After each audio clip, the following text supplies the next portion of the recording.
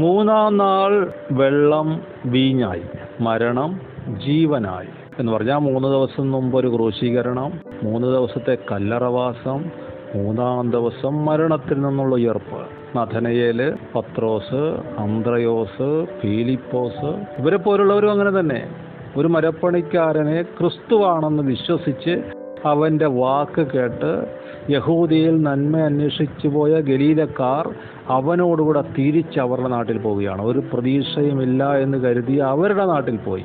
വല്ലവരുടെയും കല്യാണത്തിന് കൂടാൻ പോയവർ അവരുടെ ജീവിതത്തിലെ കല്യാണം, അവരുടെ ആത്മാവിൻ്റെ മണവാളനെ കണ്ടെത്തിയ ദിവസം, അവരുടെ ഉള്ളിലെ മരണം ജീവനായ ദിവസം, നിരാശപ്പെടുത്തുന്ന ചത്ത വാക്കുകൾ അവസാനിച്ചിട്ട്, കയ്പ് നീരുറവ അടച്ചിട്ട് മധുരത്തിൻ്റെ ഒരു ഉറവ തുറന്ന ദിവസം. 3 ദിവസം മുമ്പ് അവൻ പറഞ്ഞതുപോലെ ഇതിനേക്കാൾ വലിയത് നിങ്ങൾ കാണും. കണ്ടു അവർ, പിന്നെ തിരിഞ്ഞു നോക്കേണ്ടി വന്നിട്ടില്ല.